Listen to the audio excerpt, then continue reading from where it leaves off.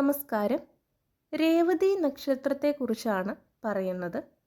ഈ നക്ഷത്രത്തിൽ ജനിച്ചവർ സൽസ്വഭാവികളായിരിക്കും. രഹസ്യം സൂക്ഷിക്കാനുള്ളൊരു കഴിവ് ഇവർക്ക് പൊതുവെ കുറവായിരിക്കും. ഇവരെല്ലാവരോടും വളരെ ഓപ്പണായിട്ട് സംസാരിക്കുന്ന ഒരു പ്രകൃതക്കാരാണ്. അതുപോലെ തന്നെ സ്വന്തം ആരോഗ്യ കാര്യത്തിൽ ഇവർക്കത്ര വലിയ ശ്രദ്ധയുണ്ടാകാറില്ല. പലർക്കും ലഹരി വസ്തുക്കളോടൊക്കെ താല്പര്യം കൂടുതലായിരിക്കും. അതുപോലെ തന്നെ 27 വയസ്സിന് ശേഷമാണ് സാധാരണയായി ഇവരുടെ ജീവിതത്തിൽ ഒരു ഉയർച്ച വരുന്നത്. അത് പൊതുവെ ഇവരുടെ സ്വന്തം പ്രയത്നം കൊണ്ടായിരിക്കും. അതുപോലെ തന്നെ ഇവർ വളരെ ശുദ്ധ ഹൃദയരായിട്ടുള്ള ആളുകളായിരിക്കും.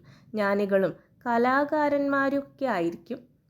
ഇവരുടെ കുടുംബജീവിതം സമാധാനപൂർണമായി കാണപ്പെടുന്ന ഒന്നാണെങ്കിലും വാർദ്ധക്യത്തിൽ ചില സ്വരച്ചേർച്ചകൾ വരാനുള്ള സാധ്യതയുണ്ട്. അത് പരസ്പരം മനസ്സിലാക്കി മുന്നോട്ട് പോയി കഴിഞ്ഞാൽ നല്ലൊരു ദാമ്പത്യ ജീവിതമാണ് സാധാരണയായി ഇവർക്ക് ലഭിക്കാറുള്ളത്.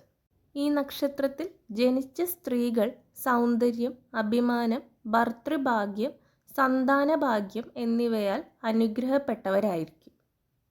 2024 ജൂൺ മാസത്തിലെ രേവതി നക്ഷത്രക്കാരുടെ സമയം വളരെ അനുകൂലമാണ്.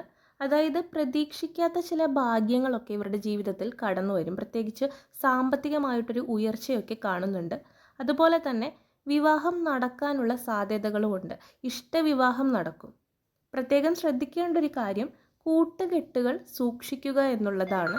രേവതി നക്ഷത്രത്തിൻ്റെ ഗണം ദേവഗണവും സ്ത്രീ നക്ഷത്രവുമാണ്. അതുപോലെ തന്നെ പ്രതികൂല നക്ഷത്രങ്ങൾ ഭരണി, രോഹിണി, തിരുവാതിര, ചിത്തിര, വിശാഖം എന്നീ നക്ഷത്രങ്ങളാണ്. കഴിവതും ഈ നക്ഷത്രങ്ങളിൽ ശുഭകാര്യങ്ങൾ ചെയ്യാതിരിക്കുക. അതുപോലെ തന്നെ ഈ നക്ഷത്രത്തിൽ ഉള്ളവരോട് കൂട്ടുകെട്ടുകളൊക്കെ വെക്കുമ്പോൾ ഒന്ന് ശ്രദ്ധിക്കുക.